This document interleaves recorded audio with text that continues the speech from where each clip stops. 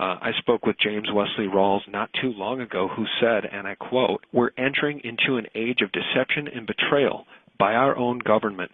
And Suzanne, that's basically what you've been writing about across the board, whether it's vaccine information or your article titled U.S. Army Tactical Manuals Describe How to Control Domestic Insurrection. Why don't you let people know why you wrote that and what it means? I wrote that because there's a bunch of articles that have come out. It started with Rex 84, and it's turned into a bunch of manuals and a bunch of executive orders that put in place martial law. And the military likes to perform war games, so that's why we're seeing military on the streets practicing. They are actually practicing. The tanks that we see on the streets and the National Guard patrolling neighborhoods and the practices that they're doing with our local police department, this is all in preparation for martial law, so that when they do actually lock down the country, they've got everything secured. People that don't run in these circles and to whom this information is new, Suzanne, they love to say that we're all conspiracy tinfoil hat-wearing nuts because we still live in a republic. But I think what we're starting to see, for anybody who is objective at all, is we're seeing a totalitarian system now unveil itself. And ever since essentially 9/11 happened, it's been more and more of these draconian measures that are leading us right down the road to martial law. What do you think will be the cause of the declaration of martial law? Will it be a financial collapse or something altogether different? We've seen a lot of false flags. What do you think would be the cause of martial law? Well, I had written an article earlier this week from a U.S. Marine informant and also a Deutsche Bank informant. And in 2008, we should have collapsed. We should have gone the way of Greece. The only reason why we didn't was because the global elite and the banking cartels put it off on the Eurozone and collapsed the Eurozone in order to gain sovereign debt. Sovereign debt is when you actually own the physical land. You don't just own the buildings, you don't just own the people and the money. They're extracting wealth so that the only thing that the governments will have left to give them is the actual land that they own. While they're doing this, they're amassing this wealth in order to redirect it toward martial law endeavor, and not just in America, but globally. They want to lock down every country and force us into global governance, eventually force us into a global reserve currency that is like the Bancor that the IMF has been pushing. So in 2008, when Hank Paulson went to the Congress and said that they had to bail out the banks for $700 billion or martial law would be declared, they weren't lying. They went ahead and passed that, and they gave this money to the Chinese. But the Chinese, since then, have been backing their currency, their fiat currency, in gold. And China's been doing this, India's been doing this, and Russia's been doing this. Okay. So this is just to confirm that I'm here trying to make a mortgage payment in cash. I have $1,380 sitting in front of me for a $1,371 mortgage payment. And Bank of America is rejecting a cash payment of my mortgage here in Lakeport, California. Is that correct? So you need to turn that off. Is that correct? You need to turn that off, sir. This is what I've just been told. Bank of America has just refused to accept my mortgage payment in cash and is insisting on kind of a wire transfer. Apparently, in America, cash does not pay the mortgage anymore, is what I'm being told today in Lakeport. If you go back in history, the reason why we went after Gaddafi was because he was presenting the dinar, which was a gold-backed currency that he was getting together with other countries like in Africa. He was going to subvert the global reserve currency, which is the U.S. dollar, and destroy its complete value by backing it with gold, because the central bankers haven't dealt in gold since 1934. So in order to avoid all of this, the central bankers are going after Iran right now, and that's what this war is about, to try and stop India and China and Russia from buying Iranian oil with gold. Because if they destroy the global reserve currency, which is the U.S. dollar, then what we're going to have is we're going to wake up one morning and we're going to be like Greece. And that's going to cause complete panic in this country. So since they already set off the financial time bomb in the Eurozone, They know that it's just a matter of time before it hits our shores. So they're preparing for it. That's why we see all the movement on the streets. People are seeing tanks being moved in Burbank, California.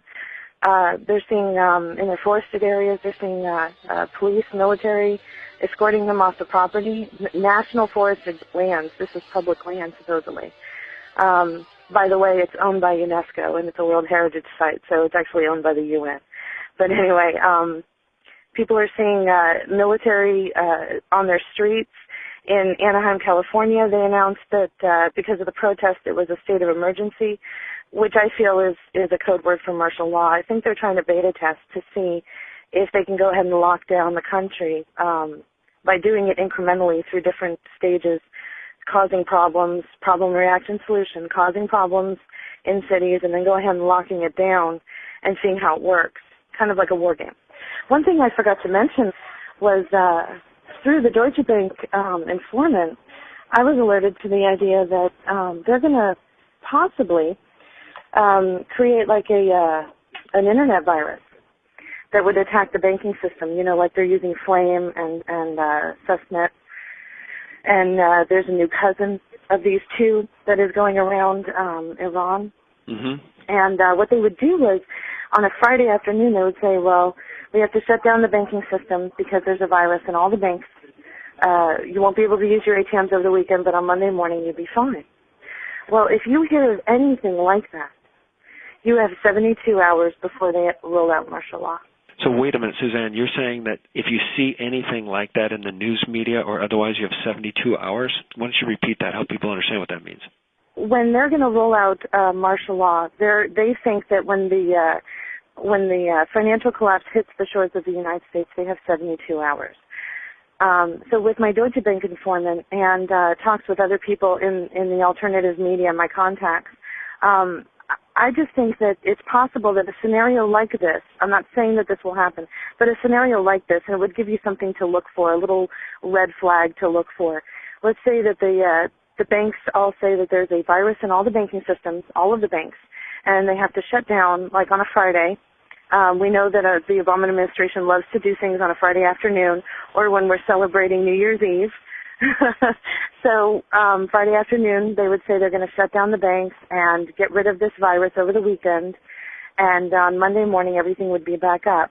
Over the weekend, you wouldn't be able to use your ATM or pay any bills online, but everything will be fine on Monday morning. That is your red flag. You have 72 hours from that moment to do whatever you were planning on doing, get to wherever you were planning on getting to, hunker down whatever you were planning on hunkering down, because they're going to unroll martial law in 72 hours from that moment, whatever scenario they intend to unroll.